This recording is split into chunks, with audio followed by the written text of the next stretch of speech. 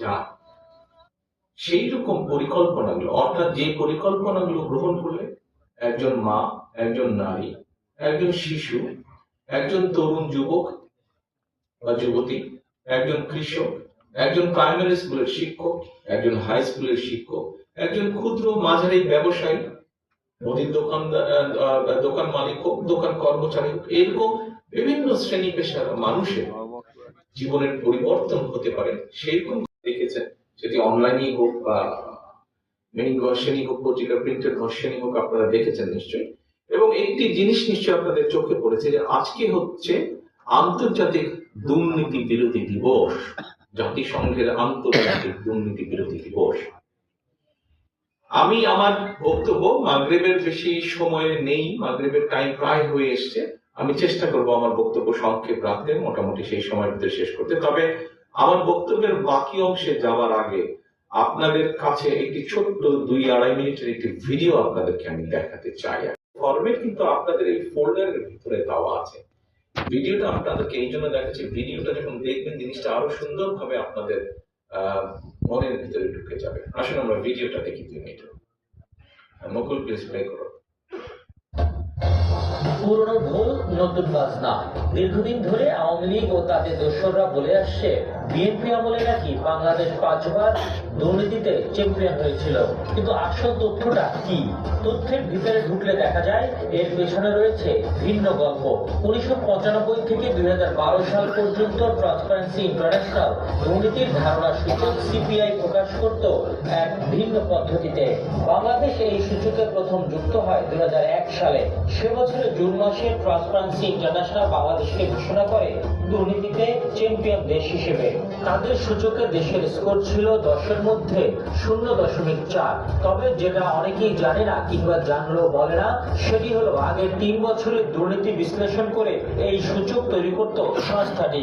অর্থাৎ হাসিনার শাসনামলের 3 বছরের দুর্নীতির কারণে 2001 সালে দুর্নীতিতে চ্যাম্পিয়ন হয় বাংলাদেশ। বিএনপি ক্ষমতায় আসার মাত্র 10 মাসের ব্যবধানে বাংলাদেশের স্কোর 0.4 থেকে বেড়ে হয় 1.2, অর্থাৎ দুর্নীতি কমতে শুরু করে।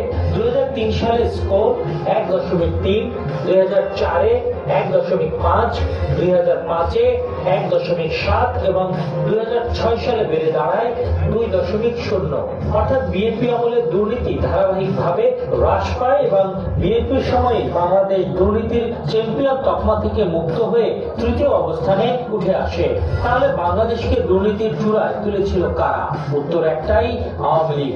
আর দুর্নীতি কমিয়েছিল বিএনপি সরকার। তবু এই তথ্য বেশিরভাগ গণমাধ্যমে আসেনি কখনো। প্রোপাগান্ডা ছড়িয়ে মানুষের মনে গেঁথে দেওয়া হয়েছে বিএনপি আমলে দুর্নীতি ছিল চূড়ান্ত রূপে।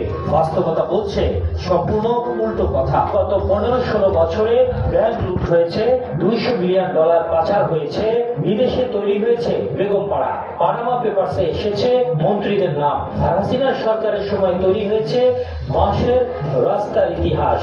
ইতিহাস সবসময় নীরব থাকে না, এক সময় সত্য ফিরে আসে আর মানুষ তখন বুঝতে পারে কে দেশকে এগিয়ে নিয়েছে আর কে শুধু প্রতিপক্ষকে দোষ দিয়ে নিজের অপরাধ আড়াল করেছে।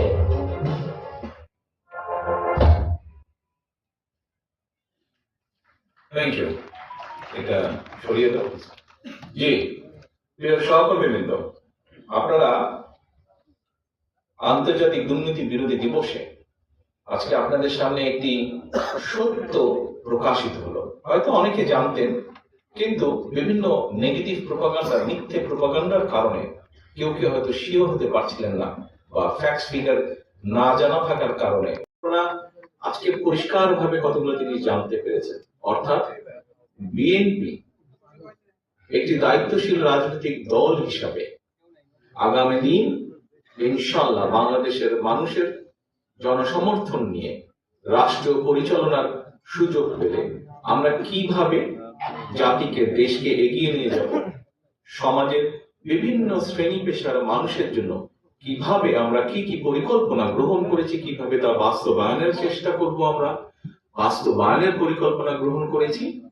যেই পরিকল্পনাগুলো একজন খুব সাধারণ মানুষ থেকে গঠনের প্রেরণার উৎস